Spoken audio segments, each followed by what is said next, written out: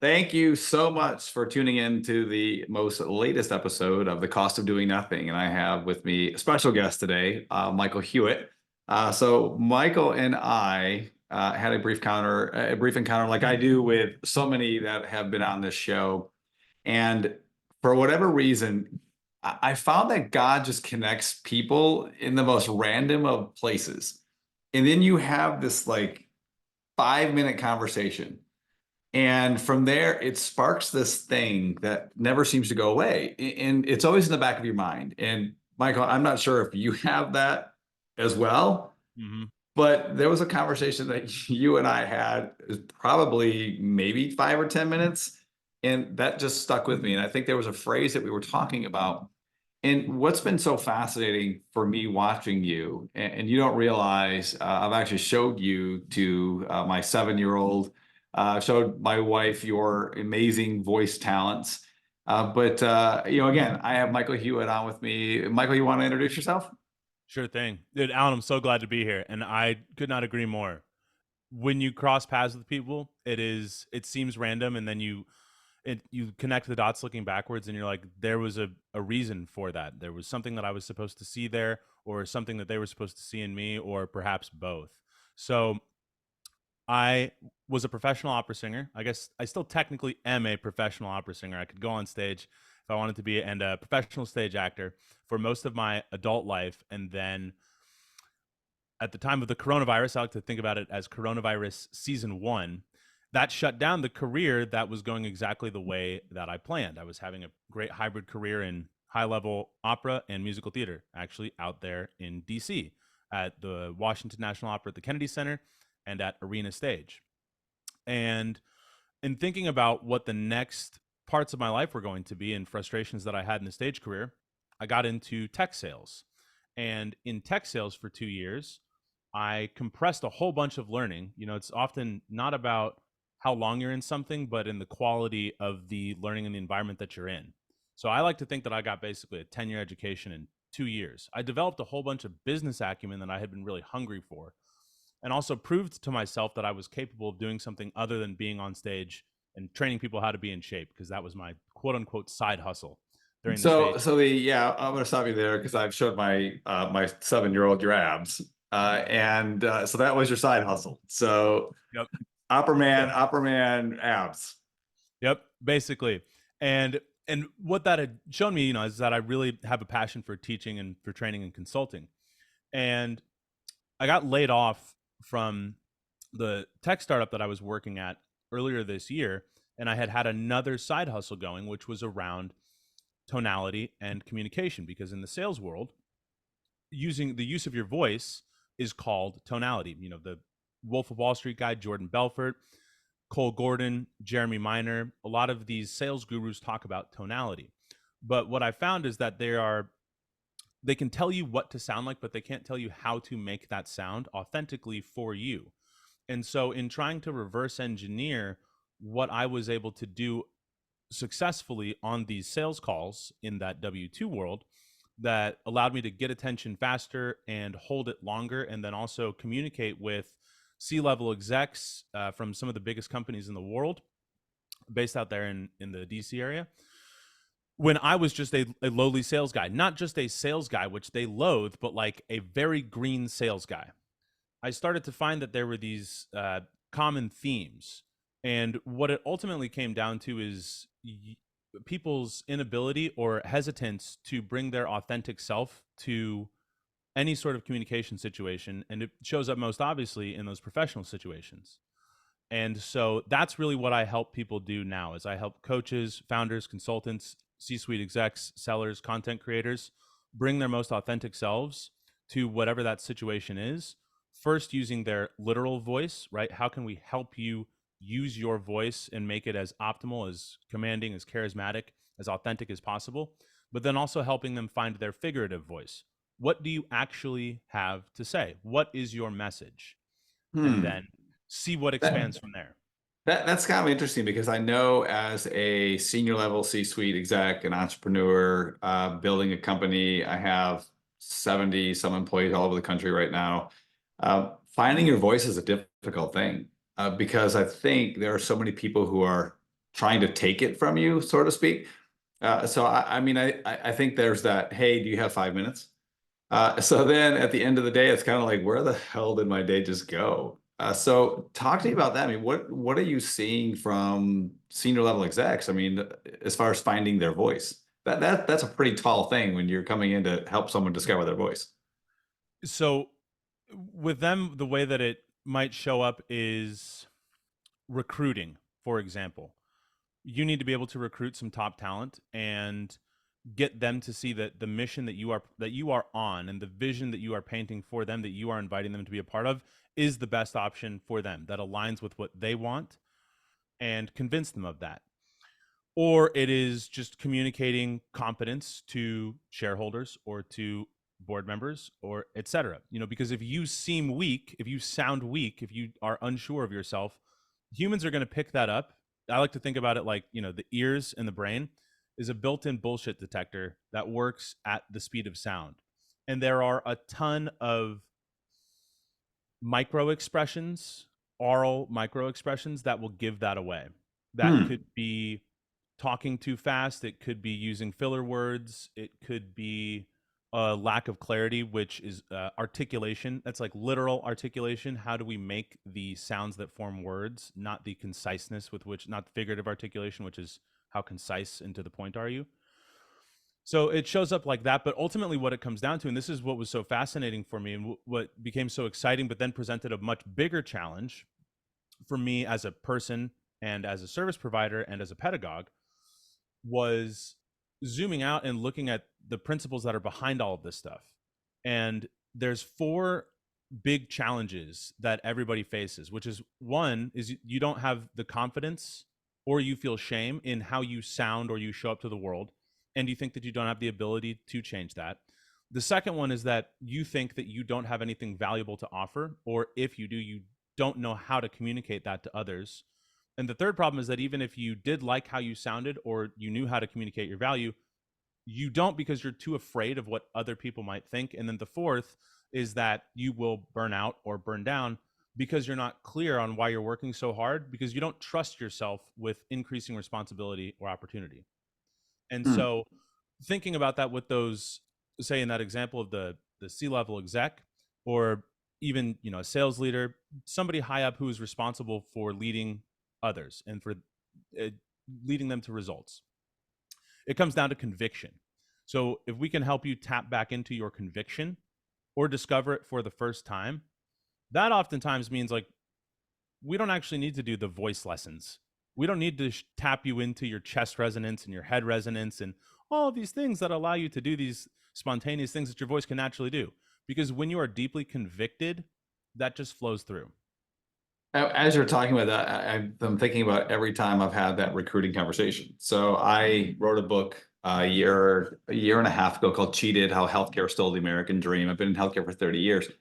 But for me, what it was, when I talk to somebody on the phone, I walk. Like, I'm a walk and talker, kind of like what we do in Data Point. But that comes across so much on a phone call, that passion, and you just hit it right on the head. I am asking you to buy into the dream that I had when we started this company, when it was two of us stuffing kits at Kinko's right outside of probably where you are in New York City. I mean, that's where we started. And when I am asking people to go down that journey with me, there's this excitement. There's this, and what I always hear from people who join me in that dream is that, dude, you sold it. You sold it by the words that were coming out. I could feel the passion that you have for healthcare, and you've seen so much that I think I can learn from you, and that's why I want to come. And I think maybe that's what most of us in that role maybe lose. We either have lost the confidence, or we're working for someone else, or we're just not really feeling the worth of what our role actually is. Would you agree? Oh, tremendously. And you said something in there that reminded me of a key principle, which is like unlearning what's unnatural. And so if we can tap back into that and stay connected to that excitement that we feel initially, we're basically just channeling. It like strips away this other noise and just allows you to flow and then to communicate. And there is nothing more compelling than that, because you see somebody who is charged, and everybody wants to be a part of something like that. And it will speak to, if somebody that you're speaking to is already operating at that frequency, then they're just like, yeah, if I'm around you, it's going to compound my frequency. Let's go. And there is also something like really exciting about, hey, we're on the ground floor. Where were you guys out here, by the way? So we were actually, so I still have an office on West 57th. So, and that was the very first office. So it's kind of a funny story. I lived in Michigan. I actually worked for Principal Financial Group. They moved me out here in 2004. My wife and I had just built our dream home. And I got to live in it for 6 months before, like all big companies, hey, congratulations, you've been promoted. Now you got to go that way. So I was like, wait a minute, what? So I had to break it to my family that we were moving. And it wasn't that big of a deal. My mom and dad actually had moved to Dallas when I was young. So moving away from family was not that big of a deal, although I kind of found out later it was. I mean, they miss you and that kind of stuff. But then I immediately came to New York City because that's where the opportunity is. So when we started our company, two guys, Stuff and Kinko, staying in a shared hotel room with double beds. And they're just incredible memories that when you grow and you watch this thing blossom and then you bring other people into the journey, it's gratitude almost. And you almost hit it for me when you said frequency, because people will gravitate to the gratitude frequency so much more than they will anything else. Because when you come in and you have anxiety and you're depressed and you're doom and gloom, those are the lowest of frequencies. And not only do they kill you inside, but they make everybody else around you almost feel like you're not trustworthy. Mm-hmm. Because you don't implicitly trust yourself.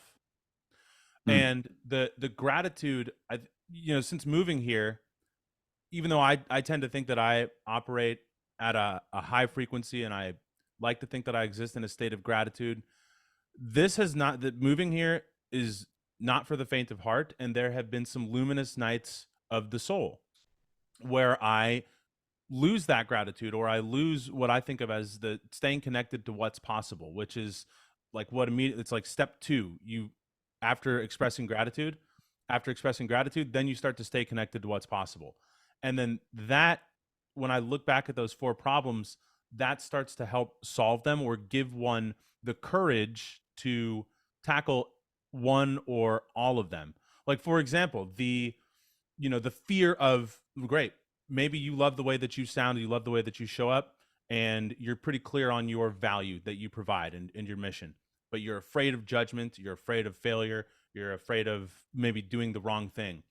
But if you stay connected to what's possible and you're existing in that frequency of gratitude, then you're like, dude, I've got to share this, because there's so many great possibilities that await on the other side of me Mm. getting this message out there. It's so funny that you said that, because my post yesterday, just thanking everybody for the year. So I reflected back on just the show. And the reason that I created the show, Garrett had actually posed a question to us in August of last year. And he said, what does freedom look like for you? I never really thought about that question. So I wrestled with it. I came home and I asked my wife, and at the time our marriage, while okay, was not anywhere near what it was today. But I feel those lessons even when I listen to my show. I mean, there are so many times I come in here and I'll listen to my show and I don't really, like I said in the very beginning, I don't always know why God's putting me into a position to have guests on. So when I listen, or I go back and I see how many thousands of downloads of the show have happened, it's mind blowing to me, because I don't see it that way, which is kind of what you're saying. On the other side of that, gratitude is the ability to see what is possible. So it's funny. That's why last night I sent that thank you. I just was so grateful to these amazing people who have been on, but the people who have sent me messages of, wow, like, dude, my team who shows up and hears my story, they hear my struggles, they come in and they want a hug because something has gone on in their lives, but now they feel like they can trust me, that I'm not the guy that goes home at the end of the day and just has this stuff. The cost of doing nothing, as a title, is amazing. And like when you think about it as like in the micro, right? It's like the cost of maybe, right, like you don't share, or you do share just something small in your social media. In the macro, it's you, or in like the mid macro, it's you do something with this company or this vision or this something that you have, or you don't. And then in the big macro, it's like you are actively searching for and living in alignment with what appears to be your purpose in the moment, or you're ignoring that. The cost of doing nothing is tremendous. The cost of doing nothing sounds to me like it's your soul, but then the return on investment for doing something is you help other people. I did something yesterday that similarly that I have not done, which is one, talk about God and faith and testimony on my story, and then also, yeah, I guess that would really be it. And I received a bunch of messages from people being like, "Dude, thank you so much for sharing this. Like, I really needed to hear this." I was like, "Damn." I remember um, probably 4 years ago, I think well, yeah, actually before I found Warrior. I was probably at the darkest, lowest point in my life. And my wife and I were doing a couples journal that she had bought. I was getting ready to go through Soul Purpose Intensive, and she had said, "You're not fun anymore." I had this image in my mind because I grew up poor, that when you make it, you're supposed to be this other thing over here, and you're supposed to wear the khaki pants with the pleats, and you're supposed to just like be serious all the time. I mean, that I legitimately that's what I thought, and I don't even know where that came from. But I remember going to this couples journal, and the question was, what's the biggest secret you've never told? Oh, that that's how you connect people. That's how you connect. And I just spit it out. I was molested from the time I was 5 to the time I was almost 7. And she looked at me, and I realized I never told anyone that story. And now I just talk about it so freely. And people, like, the natural response is, "I'm sorry." I'm like, "Well, I'm not being molested now." It's like, it's only happening now. I mean, not that I know of, at least. So it's such a liberating thing, though, because I remember coming out on Facebook and talking about a recap of this show and having people that are in my circle say to me, "Thank you, it happened to me." And that was one of the driving forces, I think, for this, is that I was in an exercise at Warrior Week, and the questions kind of came around with, they would ask you questions, and someone asked me, "What took you so long to tell my story?" Oh. And I'm 54. It took me 52 years, 47 years to tell my story. And I actually found my abuser this year.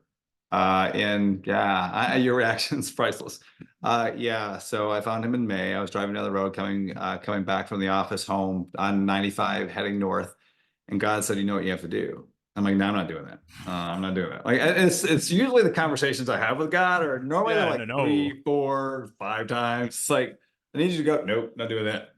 "Need you to go." I'm like, "Seriously, I don't even know where he's at." And he's like, "You know where he's at. He's on Facebook. Pretty easy to find people on Facebook." And I found him, and I forgave him. And the conversation was probably one of the hardest yet liberating conversations I've ever had. And I think that's my driving force to whenever things get bad. I talked to the guy who abused me, and I forgave him. And I don't know what that meant to him, because the natural reaction is you deflect. Well, it happened to me, and I already knew that. I saw that in a meditation. I mean, I had this entire conversation with him in a plant-based medicine journey. Like, I relived the entire experience. We were sitting on the edge of the bed. He was crying. I was like actually holding him. And then when I had the conversation, I felt it. And I said, "You know what? This isn't about you. This is about me forgiving you so that you can move on with your life. If you haven't already, go. Like, go in peace," which is like the most random, crazy. But how many people like let that stuff just continue on in their lives? Dude, first of all, wow. I'm very happy for you. Have you read the book Forgive for Good? I have not. So Forgive for Good actually was Keith Yackey, who recommended me this book. Forgive for Good states a couple of things. One is that like forgiveness is not like absolution and it's not forgetting. Also, that forgiveness is not for the other person, it's for you. And the cost of doing nothing regarding forgiveness to the person who needs to do the forgiving, the person who has been, let's say, wronged, is tremendous.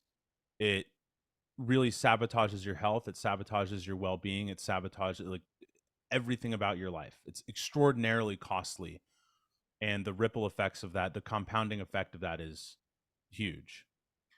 You also said something that I got to point out. See that painting right there? Hmm. This showed up for me in one of my early plant medicine journeys, and I want to share something that's similar. It is actually about forgiveness in my own life, but in one of my early plant medicine journeys, when I was thinking about, while my wife and I were attempting reconciliation, after I had discovered her affair, I was like, well, what's another perspective here? Like maybe this is not that serious. And I had also lived a lot of my life becoming very serious, very tightly wound, very like no joy, no fun, both not letting myself have any, not giving any to the world, etc. And so in thinking about this affair, I was like, well, maybe it's not that serious. It was not the case, but I was left with this reminder and this perspective that like, hey, dude, like none of this is that serious. Like we're not getting out of here alive, and it's probably not the only run that we have around the globe. Just take it easy. So I've met this when I was at the Fringe Festival.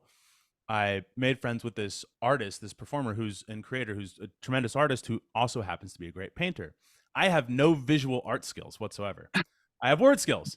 I was like, hey, I just moved into this place. I need some art. I have this mantra. Here's like a list of mantras, Hewitt isms. Anything but average. It's not that serious. Stay connected to what's possible. Any of these, like, spark joy in you? She was like, that one. I was like, great. Do whatever you want with it. So let me show you this thing. Oh my God, that's awesome.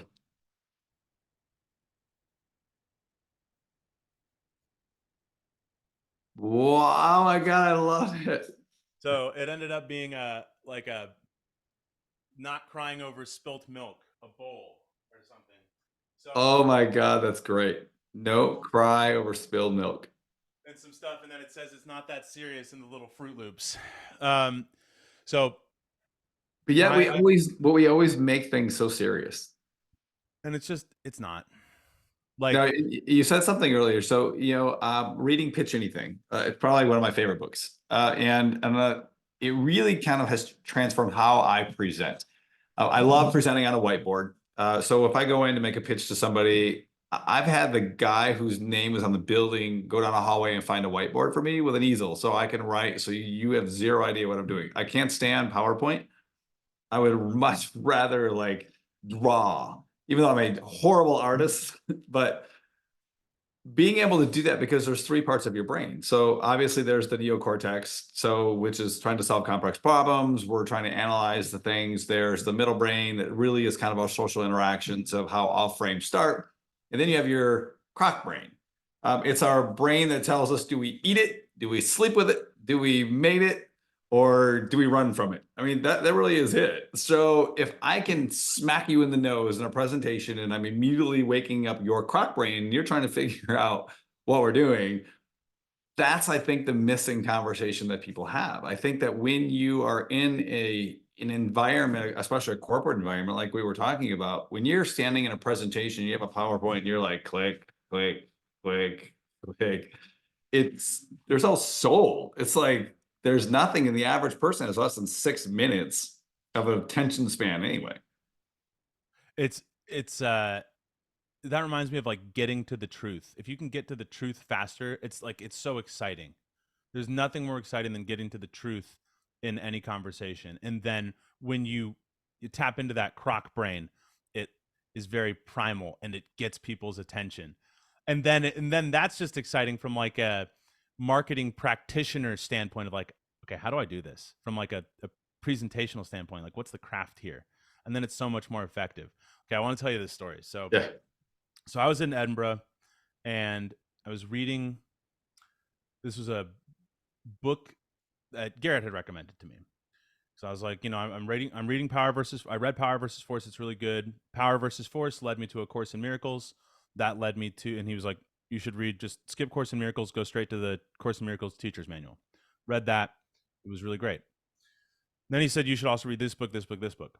So the next one that I was reading was The Second Coming of Christ, Resurrection of Christ Within You by Paramahansa Yogananda. I happen to be the closest thing of a religion that I was raised in was Self-Realization Fellowship. But I didn't know that Yogananda had any other books besides Autobiography of a Yogi. So I'm reading this book and, going through there, doing like my daily highlight up until I get some revelation in there. And one of the things that the one that I'd come to that day was something along the lines of, a person who really is living with God, or a really godly person, wishes no ill will on anybody.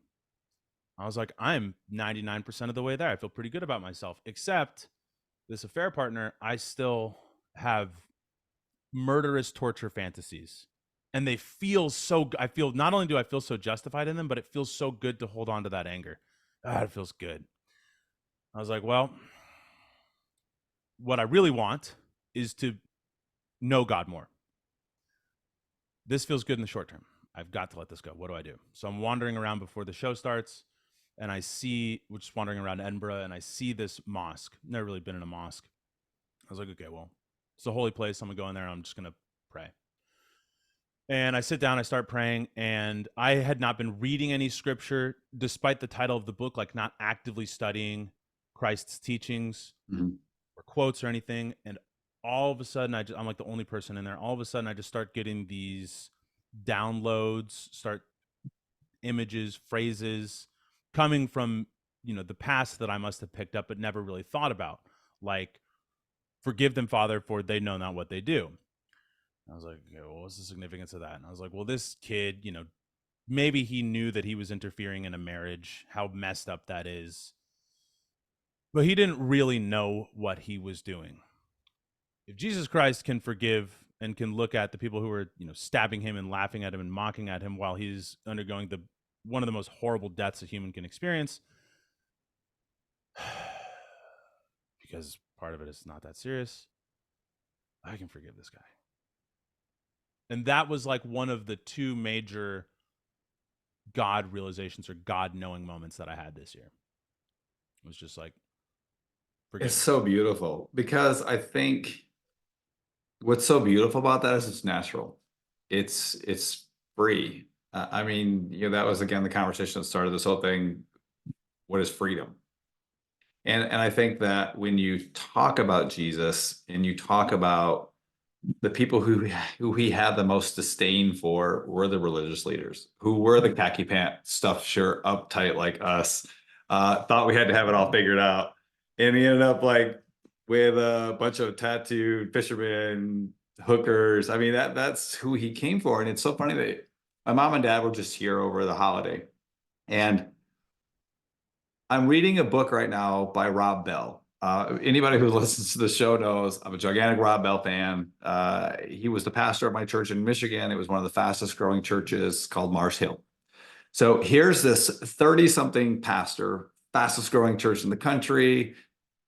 He's looking out the curtain and saying, I don't want to be here. I want to run far and fast. So he talks about this incredible journey that he has, but he wrote a book called Love Wins. And Love Wins basically talks about whether hell is an actual place or not. And it all comes down to, and I posed this question to my parents. I was listening to it while I was working out. And I came out of my gym and I said, hey, let's talk about hell. And my mom and dad are like, Christian. I was raised Christian in a very toxic Christian environment. So you either were saved or you went to hell, and there was a guy in the middle of earth with a crust, some red tights, and he was just going to pitchfork your ass. So nowhere in the Bible does it say that, by the way. So I came out and I said, so let's talk about hell. So are you telling me that salvation is only for those who were born into the right home, born in the right country, born into the right doctrine? And they're like, what do you mean? I'm like, well, if I were born in India and I was told that God exists through Vishnu or from something else, you're telling me that I'm going to hell. Is that correct? So this is all about about geography here now. Christianity and what God is calling us to do is geography. And my parents kind of looked at me and I'm like, let's just think about that for a second. So this incredible moment you have you had it in a mosque, correct? Mhm. Yeah, How can that be? because I had But so Christians would love to say that God's not in a mosque. Like the Islam is just like it's just a cult. It's the devil. It's like everything else. I think I had this realization after reading Power versus Force. Have you read Power versus Force? I haven't. It's amazing. For me, that would be the foundational book for anybody who is looking to deepen their relationship with God in a non outside of the religious frameworks. And I think that that's really beneficial because the framework of religion as we know it is not really conducive to knowing God because like you said it lends itself to toxic and oppressive environments. And that path of that understanding that cracked open for me there, that I think was the seed was planted in just early listenings to Yogananda tapes in my dad's car when I was a kid, is that God just exists. And then these different religions are just cultural ways of helping you to know God. And they are subject to corruption because man is man, because a man gets a taste of power and then subverts things accordingly to maintain power or to keep people in the dark so that they, only a subsect of people have all the leverage. And I think that there's something to learn from every religion. That same book I would almost consider a series. There's another book that he wrote on Krishna in the Bhagavad Gita. So I think that as long as you are in a holy place with good intentions, you can tap into and find and know God and communicate with God anywhere. I so wholeheartedly agree. And it's funny because I'm actually listening to Love Wins again while I'm listening to Pitch Anything. So, um, and he talks about, and I actually had a guest on the show. We talked about hell because Jesus makes several references to hell in the New Testament, but he also talks about hell in the Hebrews talk about hell in the Old Testament, and there were three real words for hell. And it's kind of crazy. I went to Bible college. I am an ordained pastor, and I had no idea that any of this stuff would actually come back to bite me in the ass.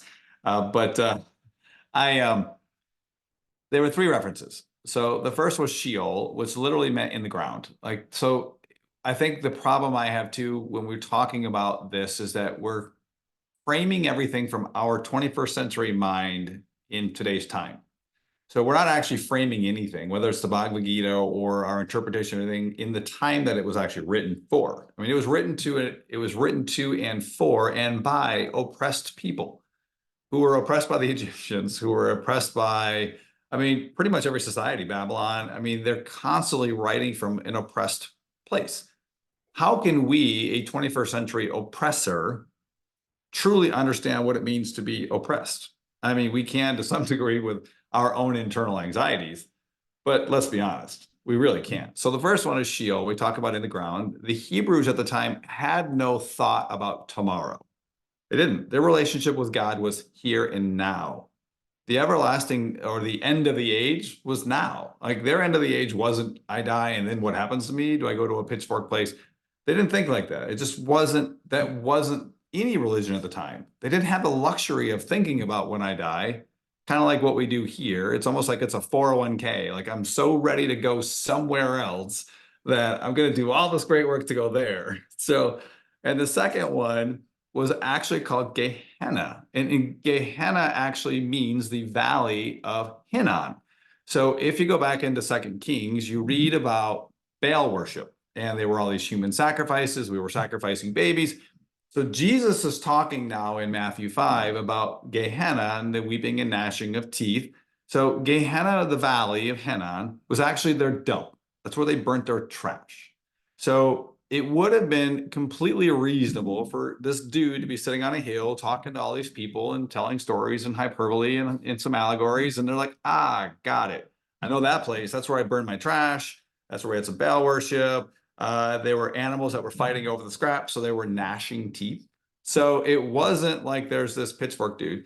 And then the third one was what we hear called Tarsus, or Tarsus was Greek mythology. So it was actually a relation back to Hades. So because now we're talking about the apostles, we're talking about them now traveling and ministering in Greek places, and they're adopting some of this Greek mythology in their letters because the readers at the time would have understood that.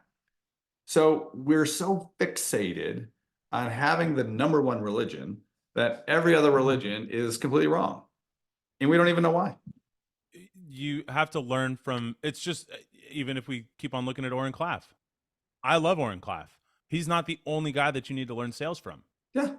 Nothing, and you can go Oren Claff. I love John McMahon, qualified sales leader, taught me so much. In fact, if I had to pick two books, I would pick those two and forget about Challenger Sale, but Challenger Sale is great. Sandler is great. Can't teach a kid how to ride a bike at a seminar. Bant, all of this stuff is great. Nothing is going to teach you more than getting in the trenches.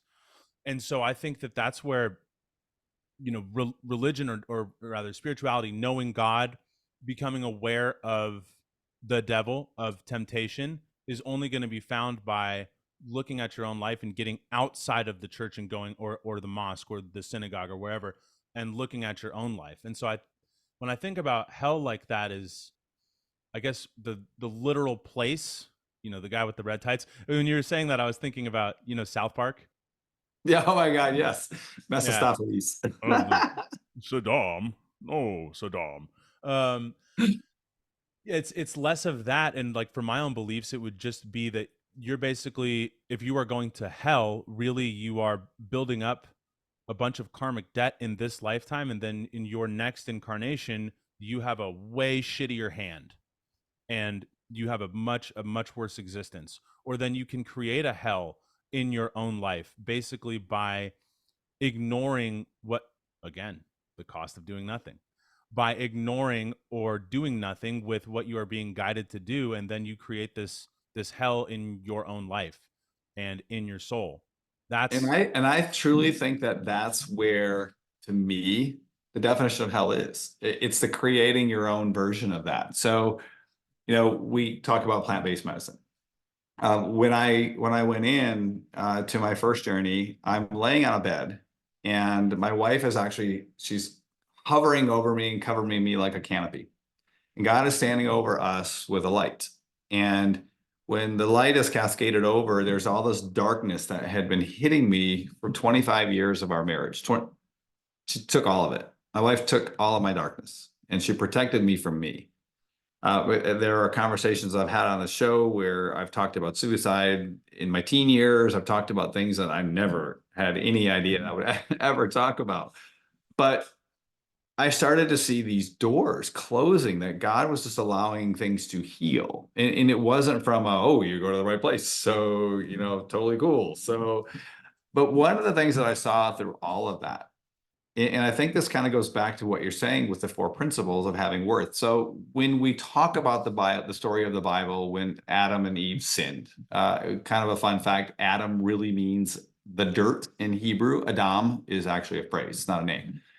So when we're talking about the guy, what happens when they sin and they eat? They immediately are grabbing fig leaves. Their ego is now in charge, and I think that's where our death came from. So our hell and our death come from our ego. ego. When ego runs your life, you are in hell. Mm-hmm. Call that anxiety, call that depression, call that whatever you want. It's ego. Worth is ego.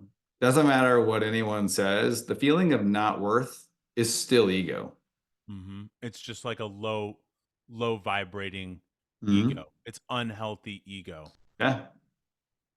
When I think about the cost of doing nothing, and tying that back to something from a Course in Miracles teacher's manual, this is probably the thing in there that stands out to me the most is when you are making these choices, when you are not doing nothing, what you're doing is becoming a symbol of choices long forgotten by the people who are doing nothing. Mm. And I think that that's one of the things that's so powerful about sharing what you are afraid to share, that or the secret that you've never shared before. Even for me, as I think about the serendipity, let's say, of our initial conversation that led us here, and then what I was saying that I was sharing yesterday on my stories. This whole conversation, I've never spoken about this publicly at all. It's it allows you to become a symbol of and to guide people. To give them permission when you do this, when we do this, it gives people permission to look at those things that happen to themselves, to know that they are not alone, to know that it's all going to be okay, to know that it's not that serious, and then to go share that and then replicate, like we were saying earlier. Leadership is the master skill, and the end goal of leadership is that you create leaders, and then they go do their own thing, they form their own pockets. And so by us doing this, somebody else gets permission to talk about what happened to them when they were young, or to talk about something really painful that's embarrassing for them in their adult life, or to talk about these experiences that, when I think about like why I've always believed in God, and I'd never believed that God didn't know who I was or didn't have a plan for me. But it's become especially important for me this year, and I've really clarified and crystallized a lot of my beliefs and a lot of knowing of God. And so it's like sharing these things gives it is like creation is an invitation for connection, and Mm. talking about these things is a form of creation. Yeah, because I mean, if you think about it's so funny. Again, going back to my parents, I had this conversation because they're talking about, well, the Bible says. I'm like, dude, do you realize that that was a collection of really cool stories we talked about around the campfire? We were connecting and talking about this incredible power of God in a campfire. Like that's how these stories got translated for 500 years, is you and I were sitting around connecting about the power of God on a campfire. Very similar to what we're doing right now. You know why I think people don't what makes it hard for people to find their voice is obviously it's the a big part of it is the fear of this a big part of why people don't find their voice is the fear of the judgment when they share. Mm. And I think when I think to myself about why I have been so hesitant to share this stuff, it is almost it's and this is embarrassing to say, it's a fear of looking uncool, and or fear of being mocked, even though it's something that I believe very deeply. And when you have the courage to share what is real for you and true for you, you attract the people who feel the same way, who are at that same frequency. Your tribe. Yeah, you attract your tribe, and it's the that whatever that adage is, that the people who mind don't matter and those who don't mind matter. So you have to get it off your chest.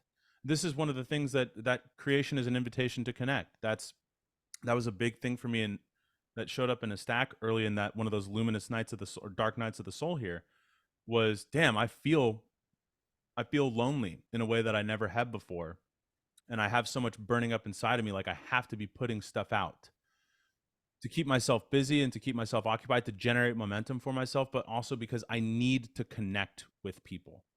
And Mm. in sharing this stuff, even like let's say talking about God is going to be very, very clear. That's going to be a big theme for at least the next year, and probably for the rest of my life. It brings in people who you're like, you are exactly who I wanted to be with, and this is also a foundational thing that you believe that we can connect on.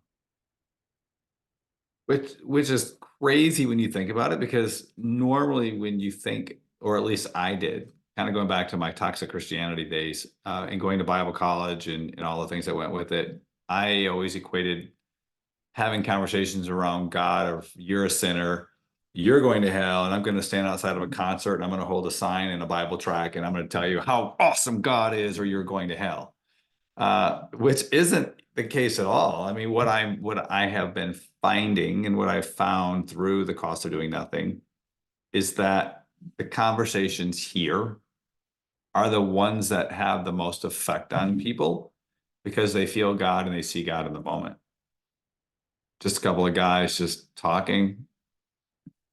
It's also the manliest, smartest, most educated thing ever. It's like that's that's it. Like they're all yeah. Yeah, I love opera's great. I love it for a lot of reasons.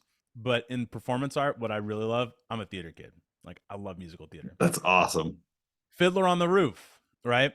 Probably the best musical ever written. And Tevye, like, and there I tend to like musicals where there's a very clear character that I can play and that I would knock out of the park. There's not one of those in Fiddler. Oh, wow. Yeah. All right. Yeah. Like for me, I should be like, yeah, carousel, let's go. I'm Billy Bigelow, cut print, let's do it. Or Guys and Dolls or something. But Tevye is what he's saying in there, the famous song, If I Were a Rich Man, he's just like, if I had all the money in the world, I would just go be with the best rabbis and just learn so much, the Hmm. Talmudic scholars. I would just be learning and talking about God all day. That's like, I don't know how it became uncool or how somehow I ended up with this message that it's not cool. And that could very well be the world is not as it is, but it's as you are. That could have been a Yeah. result of frequency that I was vibrating at or people that I was around for a while, because all throughout my life and my journey, there have been people who are very much knowers and very much on that path. But for some reason, I never leaned into it. That's it's crazy because of the same thing. So, my wife and I lived downtown Baltimore, and then we wanted well, our daughter was born, and like anyone who lives downtown Baltimore, you leave quickly. So, parking, crime, and schools, like so, forget the taxes. You're Could be out. could be such a cool city though. It would be amazing if they could figure out how to stop stealing from each other. So we move into the suburbs, and I remember moving into this neighborhood. It was like all of the guys, we all got together, all the families, all the couples were always together, which is a good thing and a bad thing. The good thing is that you have these relationships. The bad thing is that you stay up until 2 o'clock, 3 o'clock, 4 o'clock in the morning while your kids are at home asleep and you have your little cameras on and you're drinking like crazy. But then when you change and you want more and you see something different. It's so quick how everything changes. So I'm driving in the neighborhood and I've watched broken marriages and I've seen fights and I've seen things and God's saying that the version of you that lives in this neighborhood is no longer you. The people that you're going to hang out with are not in this neighborhood. And that's a very hard thing. It's a very hard thing because you're struggling with that loyalty thing. You're struggling with that, well, I'm too good for everyone else. And that really wasn't it for me. And then God said, build this house. So we're building this house and I'm distancing myself to some degree from the neighbors, not because I thought I was better, because I was no longer on that path. But then God has brought up these new people into my life, this new path, and it's kind of a crazy thing. So it's almost as if whatever path you're walking are the ones that God's putting people in front of you. But if you're over here, you're not ready for it. That is one of the things that is most exciting to me, that I like. I caution myself to be like, I try not to steer it too much and instead just to appreciate it and be curious and be present in the moment of like things that happen to me, experiences that I have, people that cross my path. I just ask myself, like, one, I look at it as like an indication of how in alignment I am or how not in alignment that I am, and then I look to them as like, what am I supposed to learn from you? Hmm. What are you a symbol of that I don't have or that I need to level up in or something? And then I try not to put my hands on it and control it, and just like let it come and have patience to let it come. And most And people it's don't think like that. They don't. It's almost like, what can you do for me? Yeah, and somewhere in there, like, it does sound like, what am I supposed to learn from you is a what can you why are you in my path is like a what can you do for me? But it's really not. It's more like a, okay, there's like a, I can't do any math.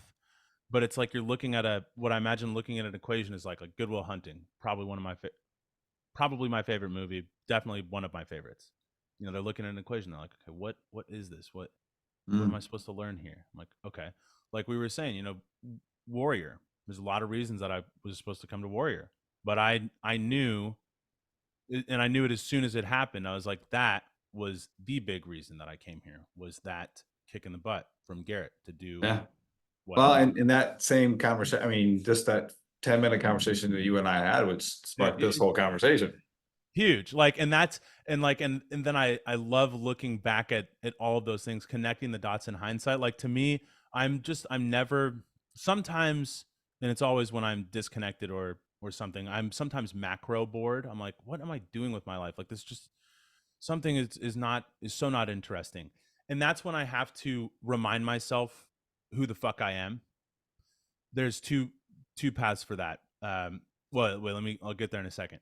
But I am never bored in the micro, because I get so much joy out of looking at all of these things and just being like so curious about everything that's in front of me and why, and like what can I learn from it, and then not what can I get from you, or what can I take from you, but like how can I show up more interesting? How can I provide more value to maximize or to potentiate this situation? Mm. But the what I just sort of led myself to there with the macro border, remembering who the fuck you are. We talk a lot about purpose. What do you have an expressly defined purpose, like written out? Mhm. I What is do. it? So my purpose right now is to be the lighthouse for au pairs and for host families to be able to learn communication and to reestablish trust. It's awesome. What do you do to remind yourself to stay connected to that? I have a tattoo on my arm Oh, that'll of do it. of a giant lighthouse. Let's see. Dude, that is some sick ink. Is that your only that can't be your only tattoo? Or if it is, it won't be This one's from one of my plant-based journeys. So I I actually have recognize that guy. a whole arm sleeve. So Damn. What's the next one you're gonna get? so you know what, I don't know. I think I'm good. So I have tattoos on the inside of this arm. I have tattoos on my leg. I have Okay, okay. You're somewhat blasted, as they pretty say. much. So I'm like, do I want anything on this side? So I'm Hispanic. So I always wanted to get a sugar skull in memory of my grandmother and my grandfather. Just have nowhere to put it where it's going to be like totally cool. But Yeah. I just yeah. got a just got one. Let me see. See if I can see how my mobility is doing. Oh, nice. What is it? Looks Yeah, like, yeah. It's a it's a skull see the skull. of a cowboy. Oh, nice. With a So, bandana. yep. So because I spent it, Texas. I went to graduate school in Texas. I went to Rice, and then lived in Austin for a couple of years, and actually in 2015 made my got my equity card in Irving, Texas, doing Annie Get Your Gun. But it symbolizes not only Texas, but just like being an outlaw, this Yeah. like outlaw spirit, which I came to this year. I was like, that's who I am. I don't That's conform. I'm so not good in cool. a box. Outlaw. Like I wanted to get a huge pirate ship, but they were like, it's we can't just do that if you walk in, and it's going to be way bigger than I think you're planning for. I So have that right here. a big pirate ship, that Yeah. badass, dude. That was going to symbolize Dana Point, all the transformation that happened in Dana Point for me. So Nice. yeah, so I'll go back out there. I'll get that done. So I've been tweaking and honing my purpose for this year. Initially was to heal through strength and song, but then recently I again like connecting dots looking backwards. I bought somebody's Black Friday thing just to learn about marketing, and they were like, I really like this guy's website, and it was actualized.org. And then I went down a huge rabbit hole on actualized.org, and of course the self-realization fellowship, all personal development, any skill that we do, be it tonality or be it mindset, or be it changing your body, these are just gateways to self-actualization. So I was like, what am I really doing with singing, with mastering performance, these great curiosities, with fitness? Self-actualizing. So my purpose is to self-actualize through strength and song. And a long time ago when I was in the gym, I was just like, what am I doing here? Yeah, this is it. I feel so good because doing this reminds me who the fuck I am. And that is like, you tap into that is another way of tapping into staying connected to what's possible. Reminding yourself who the fuck you are by things that are connected to your purpose. Singing for me, lifting, helping others. Those things help me self-actualize. They remind me who I am. And I don't think most people actually think about that. Not only do they not think about their purpose, because I'll tell you, even with the show, we kind of talked about that before we started. When I look back at the guests and I look back at the thousands of downloads, I'm blown away because that wasn't my intent. I honestly, I didn't even know what my intent was. I just knew that I had something that I had to get out. And I didn't even know at the time. I honestly, I thought this was going to be a healthcare podcast. And I had this really douchey, it was horrible. Like I had all my content for like the whole year and it was so bad. And I remember going through and trying to figure out who my avatar was. And 6 weeks in, Bryce Prescott and I are having this conversation. I'm like, oh my God, it's me. And I came home to tell my wife, I was so proud. She's like, yeah, knew that 6 weeks ago. I'm like, how on earth? Like, I thought it was like this gigantic revelation. But just even asking the question where we started, what is freedom? Like, that drives the question about who do I have to become to be free, which drives the question, what is my purpose? Because my purpose is what drives what I have to be to become free. Oof. Where are you at in that journey? Because we're always like, I feel like it's never I feel like I done. start over every day. Never. Every day that I think I know where I'm going, God's like, no, I need you to go that way. And I'm like, no, I don't really want to go that way. He's like, nope, going that way, whether you want to or not. So what's the order there? The order is we end at we end at purpose, and then who do I need to become free? And then you're free. But What's then freedom? but as you become free, it opens up a new definition of free. Well, and then there's new responsibilities. There's other things you have to help others become free. Mhm.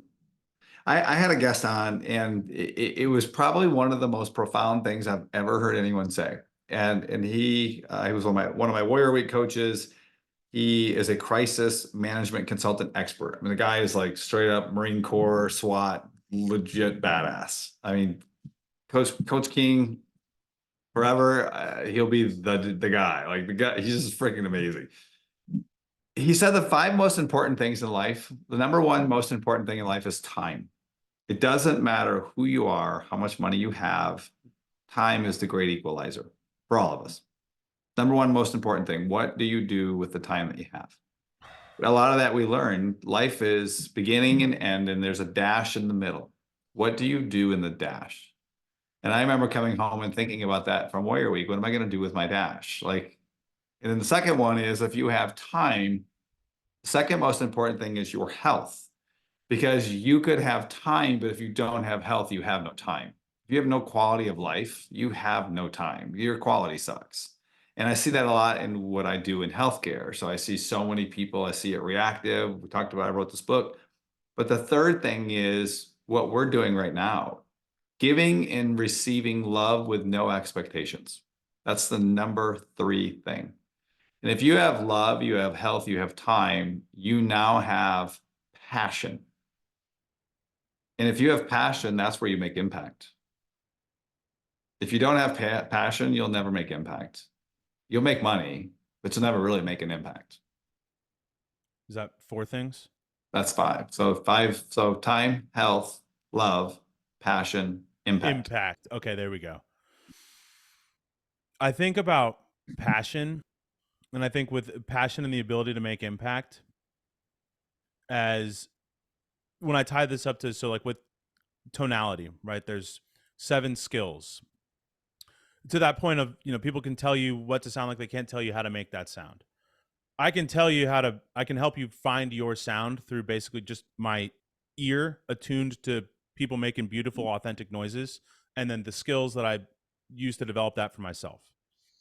I developed this framework. It's resonance, it's articulation, it's imagination, mindset, intention, subtext, and stakes.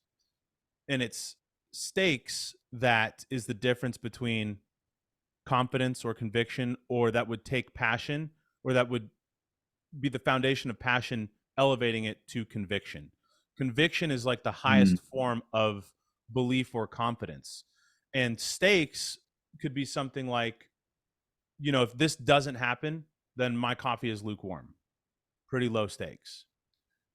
I used to think about the highest form of stakes, and especially when I would teach it, or when I picked this up in an acting class when I was in acting school, as it's life or death. If this doesn't happen, you die, or everyone that you and everyone that you love dies.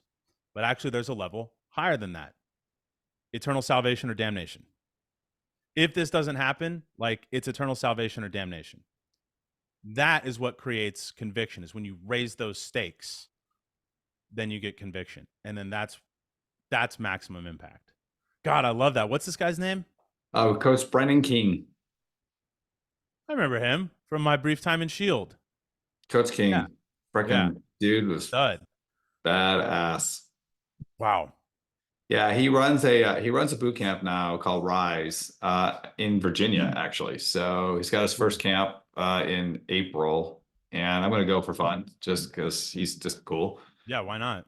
Because But yeah, I mean, the guy is just like, so yeah. So of all the things I've heard, for whatever reason, those five just kind of resonated in, and it goes back to what you were just saying with the seven, because tonality and communication come from that. So kind of going full circle, that if I'm so convicted and I'm so passionate about that, I'm going to get it out there God, because I have to. what do you do with the dash? We're here for so short a time. It feels, again, like it's not that serious. Like no one actually is focusing on you because they're focusing on themselves. It's like, I hear people are like, I don't want to get in the gym. Like, I'm embarrassed. I don't know what to do. And people who look like you and me are judging you. We're like, well, actually, no. The fittest people are the ones who are rooting for you, but also no one is paying attention to you. You're like, oh, well, I don't want to put this message on the internet.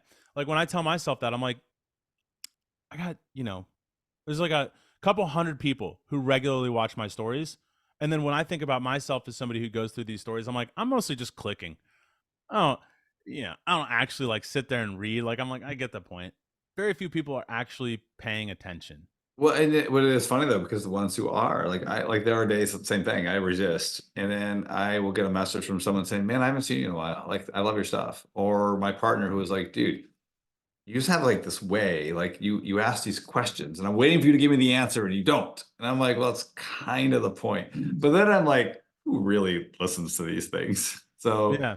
The people who are meant to will do that.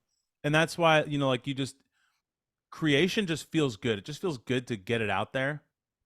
And what's cool about the internet is that it's all at scale and then it can live evergreen. Like, I have some videos on YouTube just from me having a ton of free time during coronavirus season 1, just talking about what I was learning in singing, because I never, even when I thought I was never going to be on stage again professionally, I was like, this is my great love.